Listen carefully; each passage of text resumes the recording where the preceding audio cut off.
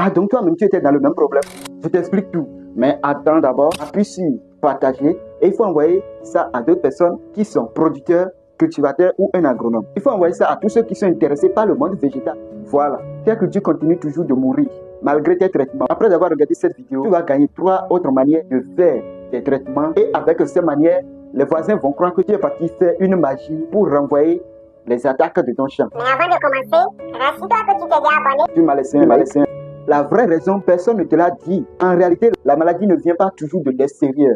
Beaucoup de sols sont déjà infectés par des champignons, des bactéries dormantes invisibles à l'œil nu qui étaient dans ton sol. Et en ce moment, ton sol devient fatigué, mal équilibré et sans vie microbienne protectrice.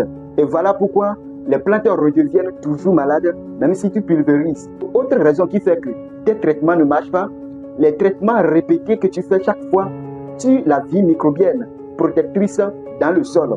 Et là, les plantes ne sont plus capables de se défendre. En réalité, Dieu leur a donné déjà une capacité de se défendre naturellement. Voici maintenant ce que tu dois faire pour réussir toujours tes traitements, pour préserver toujours tes plantes des maladies, des attaques. La solution que je vais te donner n'est pas de faire premièrement de pulvérisation, c'est de renforcer d'abord ton sol. Je vais te donner quelques éléments avec lesquels tu peux renforcer facilement ton sol. Il faut utiliser des extraits naturels comme compost, biofertilisant, les extraits des plantes comme le lime, l'ail et surtout, il faut faire la rotation culturelle, la rotation des cultures.